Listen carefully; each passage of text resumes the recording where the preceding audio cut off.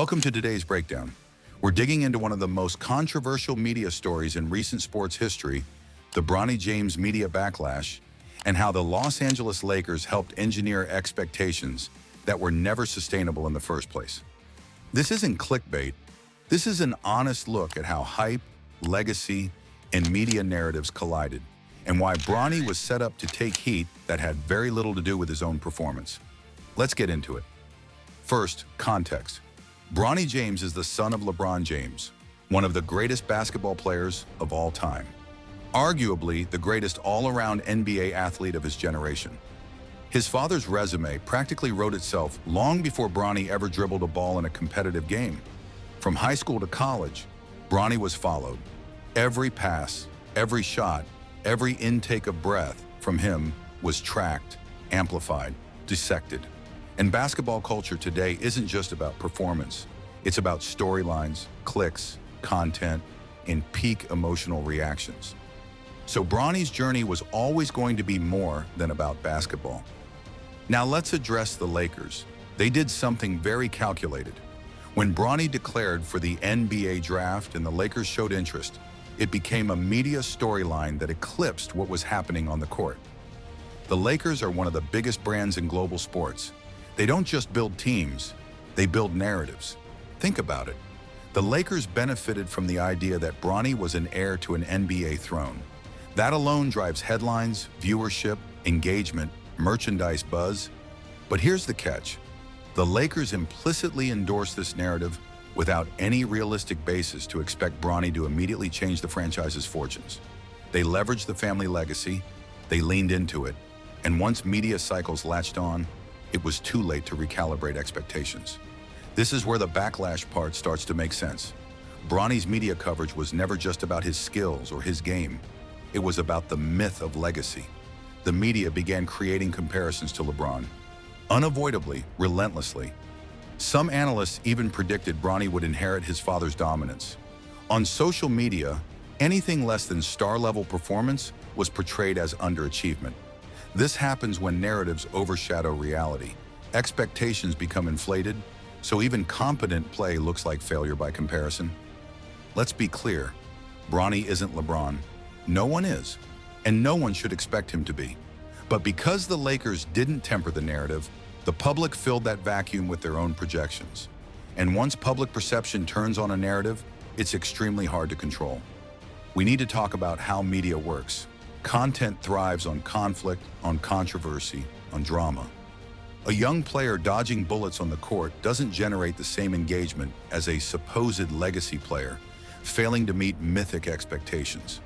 Every turnover, missed shot, benching, or subpar performance became fodder for critics. Sports talk shows, social platforms, influencers, forums, comment sections, they all built up this story of Bronny, the potential savior, then turned on him when he didn't instantly deliver. And that's not even close to being Bronny's fault. The media amplified a narrative that wasn't grounded in realistic evaluation. This isn't analysis, it's sensationalism. And sensationalism always demands an outcome sooner rather than later, which brings us back to the Lakers. At the organizational level, teams have a choice. They can hype up a player's arrival, or they can integrate that player into a coherent developmental strategy and communicate that clearly. The Lakers chose hype. There's a difference between excitement and overpromise, and the Lakers crossed that line. Ask yourself this: did the Lakers ever publicly set realistic expectations? Did they frame Bronny's transition as a growth process? Did they explain where he fits into team strategy? They didn't, at least not in a way that cut through the media noise. What filled that gap was speculation, projection, and narrative building. In other words, the Lakers didn't just draft a player. They handed the media a headline generator and let the story write itself. That's a fail in brand management, which brings us back to the Lakers.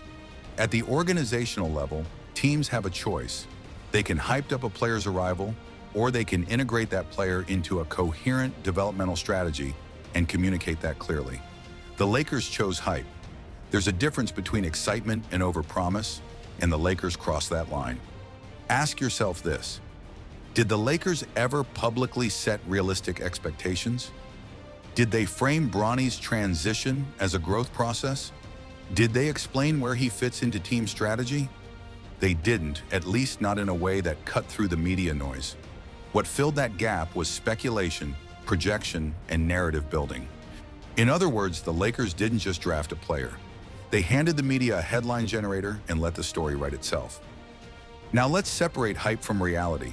Bronny is a promising young player. He has strengths, he has weaknesses. Like every rookie, he needs development, coaching, reps, refinement. Expecting him to be an immediate franchise-altering star ignored the normal arc of player growth in the NBA. Most great players take time to adjust.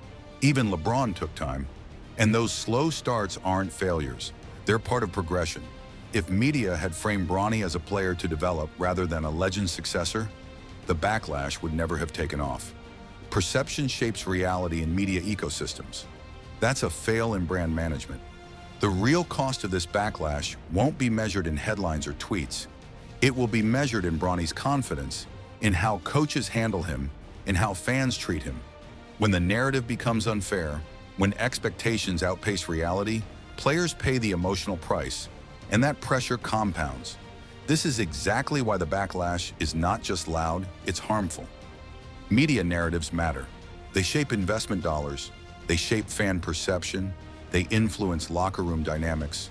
Bronny now has to rebuild not just his game, but public perception. That's not basketball, that's PR damage control. And none of it needed to happen. Here's the bottom line. The Bronny James media backlash isn't about Bronny's performance. It's about a flawed narrative created by hype, amplified by media, and left unchecked by the Lakers. The Lakers created an impossible legacy not by accident, but by feeding a storyline that the public and media then ran with. Expecting a young player to become a generational superstar before he earns it is unrealistic, and setting him up to fail in public is careless. Bronny deserves a fair chance to grow, to develop, to prove himself without living in a shadow that was manufactured, not earned. Until narratives are grounded in reality, fans and media will keep treating basketball like a soap opera and players like punchlines. Thanks for watching. If you want more deep dives like this, hit subscribe and turn on notifications so you never miss an episode.